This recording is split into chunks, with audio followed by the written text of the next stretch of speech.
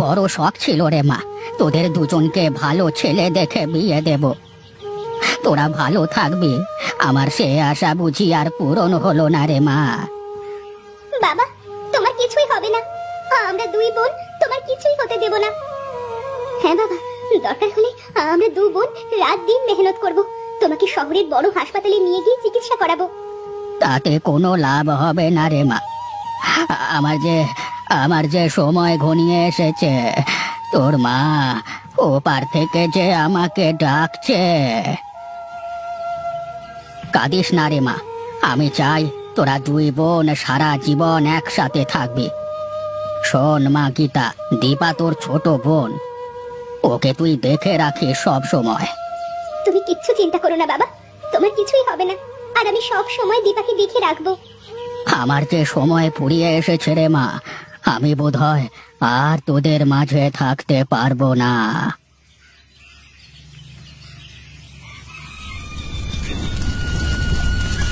কি সর্বনাশ হলো দিদি, আমাদের যে আপন বলতে আর কেউ রইল না। আমি আছি তো পাগলি, কাঁদিস না, আমরা দু বোন কখনো আলাদা হব না। বাবার শেষ কথা তোর মনে নেই? কিন্তু দিদি, যে বাড়িতে বাবা নেই সেই বাড়িতে যে আমি থাকতে পারবো না, আমার যে খুব কষ্ট হবে দিদি, খুব কষ্ট হবে। আমারও কি কষ্ট কম হচ্ছে রে পাগলি, কিন্তু বাবা মা তো সবার চিরদিন বেঁচে থাকে না। দিদি, আমরা আমাদের বাবার জন্য কিছুই করতে পারলাম না, বাবা আমাদের ছেড়ে চলে গেল দিদি, চলে গেল। চল বোন, বাড়িতে যাই, সবাই চলে গেছে, এখানে থাকা ঠিক হবে না, চল।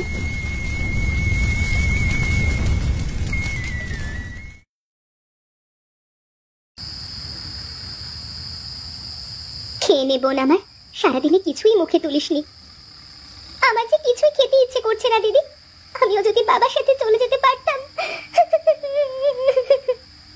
এমন কথা বলে না পাগলি, তুই চলে গেলে আমার কি হবে বলতো, আমি কাকে নিয়ে থাকবো? দিদি, আমার যে খুব বাবার কথা মনে পড়ছে রে, প্রতিদিন বাবা আমাকে না খাইয়ে দিলে আমার যে খাওয়াই হতো না। এভাবে না খেয়ে থাকলে যে অসুস্থ হয়ে পড়বি বোন আমার, নে দুটো দানা পানি মুখে দে। তুমিও খাও দিদি, সারাদিন তো তুমিও কিছু মুখে দেওনি, তুমি শুধু আমাকেই বলে যাচ্ছ, নিজের দিকে একটু খেয়াল করে দেখেছো? আমি তো তোর থেকে বড়, তাই আমার দায়িত্বটাও বেশি, তাই তো আমাকে শক্ত হতে হচ্ছে রে পাগলি। দিদি, আমরা অসহায় হয়ে গেলাম দিদি, আমাদের যে এই পৃথিবীতে আপন বলতে কেউ থাকলো না।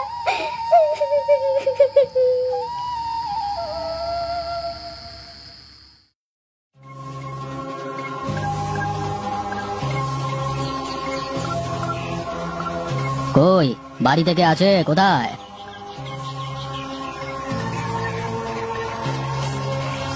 কি আপনি? আপনাকে তো ঠিক চিনতে পারলাম না। আমাকে তোমরা চিনবে না, আমি পাশের গাঁয়ের লোক, আমার এলাকায় সবাই আমাকে কর্তামশাই বলে ডাকে। আমাদের বাড়িতে কেন এসেছেন? এই দেখো বোকা মেয়ে কি বলে, বলি এমনি এমনি কেউ কি কোথাও যায় নাকি? হ্যাঁ বেশ তো, বলুন কেন এসেছেন, আমরা আপনার জন্য কি করতে পারি? কিসের কাগজ এটা? কি লেখা আছে এই কাগজে? এই কাগজে লেখা আছে তোমার বাবা মানে স্বর্গত রামু আমার কাছ থেকে টাকা ধার নিয়েছিল, কথা ছিল সময় মতো ধার দিতে না পারলে তার ঘর বাড়ি সব আমার হয়ে যাবে। দিদি, উনি যা বলছে তা তো সত্যি। আমি সব সময় সত্যি কথাই বলি, আর এমনিতে আমার মিথ্যে বলবার দরকার হয় না, তাই বলছি এখন তোমরা আমার টাকা দেবে ভালোই ভালোই, নয়তো এই বাড়ি ছেড়ে চলে যাবে। দেখুন বাবু, আমার বাবা নেই, আর এতগুলো টাকা এখন আমরা কি করে দেব? আপনি আমাদের কিছু সময় দেন, আমি কথা দিচ্ছি আপনার সব পাওনা টাকা সময় মতো ফেরত দিয়ে দেব। না না, তোমার বাবা বেঁচে থাকতেই যে দেনা শোধ করতে পারেনি, তোমরা মেয়ে মানুষ হয়ে কি করে তা পরিশোধ করবে? আজকের মধ্যে তোমরা এই বাড়ি খালি করে চলে যাবে, আর তা না হলে আমার লাঠিয়াল বাহিনী তোমাদের ঘাড় ধাক্কা দিয়ে বের করে দিতে বাধ্য হবে।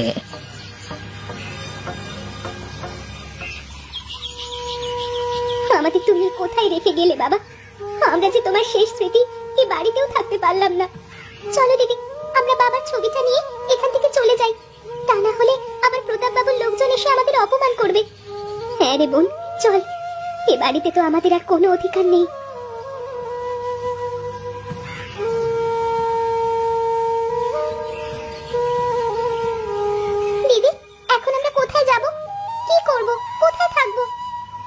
বড় দুনিয়ায় কোথাও না কোথাও আমাদের একটু থাকা খাওয়ার জায়গা হয়ে যাবে। চল বোন, আর দেরি করা ভালো হবে না। যাক, আপদ বিদেয় হলো। বেশি কিছু আর করতে হলো না। কালই গিয়ে বাড়িটা দখল নিতে হবে, তা না হলে তো লোকজন পরে আমাকে হটিয়ে দেবে।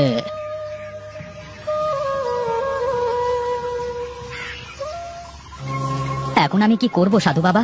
আপনি আমাকে একটা উপায় বলে দিন। শোনো বৎস, তোমার চারপাশে এখন ঘোর বিপদ। চারিদিকে তোমার শত্রু দল তোমাকে খুঁজে বেড়াচ্ছে। তুমি এখান থেকে বের হলেই ওরা তোমাকে প্রাণে মেরে ফেলবার চেষ্টা করবে। এখন তাহলে আমি কি করব বাবা? আমার তো কিছুই মাথায় আসছে না। বিপদ যিনি দেন তিনি আবার উদ্ধার করেন। তুমি ধৈর্য ধারণ করো বাবা, নিশ্চয়ই তোমার জন্য ভালো কিছু আছে। কিন্তু ওরা যদি আমার গ্রামবাসীর সাথে খারাপ কিছু করে? না না, ও ভয় পেয়ে লাভ নেই। ওরা গায়ের মানুষের সাথে কিছুই করবে না। ওদের তো শুধু তোমার সম্পদের উপর লোভ। আমার বাবার সব সম্পদ তো আমার, তাহলে কেন তারা এই সম্পদ পাওয়ার জন্য এত উতলা হয়ে আছে? যুগে যুগে এমন অনেক অত্যাচারী জুলুমবাজরা মানুষের সম্পদ লুণ্ঠন করে নিজের ক্ষমতা বলবৎ করে নিয়েছে। হয়তো তারাও চায় তোমার থেকে তোমার সব সম্পদ ছিনিয়ে নিয়ে কিছু করতে। আমার শরীরে এক ফোঁটা রক্তবিন্দু থাকতে আমি এটা হতে দেব না। আমি বলি, তুমি বরং কিছুদিন গা ঢাকা দিয়ে থাকো। আস্তে আস্তে সব ঠিক হয়ে যাবে। এখন যে আমাকে যেতে হবে বাবা। আমাদের আবার কবে দেখা হবে সাধু বাবা? দয়াল চাইলে সব কিছুই হবে। ডাক দিয়েছে দয়াল আমারে, থাকবো না আর বেশি দিন তোদেরও মাঝারে।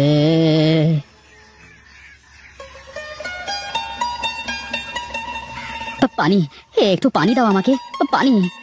কি যেন পানি পানি করছে মনে হচ্ছে।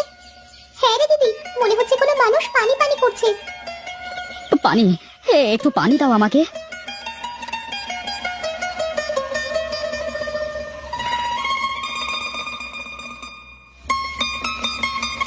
কে আপনি? আর এই গহীন বনের ভেতরে কি করছেন? আমি এক গরিব কাঠুরিয়া, এই বনে বাদারে ঘুরে কাঠ কেটে বেড়াই। কিন্তু আপনারা কারা? আর মেয়ে মানুষ হয়ে এত গহীন বনের ভেতরে এসেছেন কেন? কান্না করবেন না দয়া করে। আমি বুঝেছি আপনাদের কষ্ট, তবে চিন্তা করবেন না, আপনাদের কিছুই হবে না। আপনারা চাইলে আমার সাথে যেতে পারেন। এই বনের একপাশে আমার একটা কুঁড়ে ঘর আছে।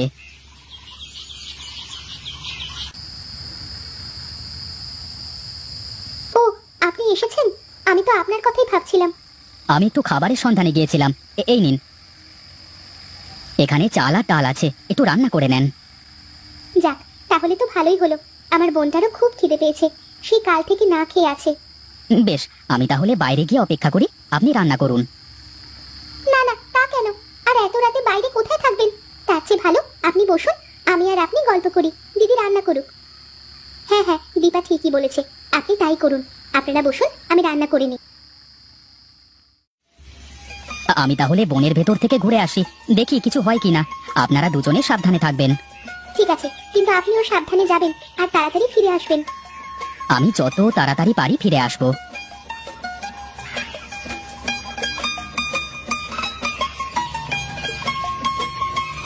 আরে সাধু বাবা, আপনি হঠাৎ কোথা থেকে আপনার আগমন? আমি তোমাকে একটা সংবাদ দিতে এসেছি বৎস। হ্যাঁ সাধু বাবা, বলুন না, কি বলতে চান? তোমার সব শত্রুরা তাদের সাধ্য মতো তোমার কোষাগার থেকে লুণ্ঠন করে পালিয়েছে। তুমি এখন চাইলে তোমার মহলে ফিরে যেতে পারো। সবকিছু লুণ্ঠন করে নিয়ে গেলে এখন আমার কি হবে বাবা? না না, ওরা তেমন কিছু নিতে পারেনি। গায়ের মানুষের তোপের মুখে তারা খেয়ে যা পেয়েছে তাই নিয়ে পালিয়েছে। ঠিক আছে সাধু বাবা, আজই আমি আমার মহলে ফিরে যাব।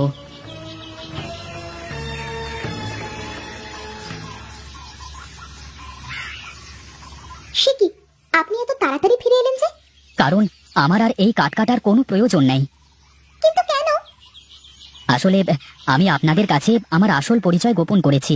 আমি ওই পাশের গ্রামের বড় মহাজনের ছেলে। বাবার মৃত্যুর পর একদল গোষ্ঠী সব আক্রমণ করেছিল, তাই তো আমি এখানে আশ্রয় নিয়েছিলাম। ও আচ্ছা, তাহলে তো আপনি ফিরে যাবেন। হ্যাঁ, তবে সাথে আপনাদেরও নিয়ে যাব। কিন্তু কেন? আমাদের কেন নিয়ে যাবেন? দেখেন, আপনাকে প্রথম দেখায় আমার খুব ভালো লেগেছে, আর আপনার হাতের ডাল ভাত এত মজার যে আমি রোজ খেতে চাই। কিন্তু তাই বলে? কোনো কিন্তু নয়। আজ থেকে দীপা আমাদের ছোট বোন। আমি আমার নিজের বোনের মতো ওকে বড় করব, আর বাড়িতে ফিরেই আমরা বিয়ে করে নেব।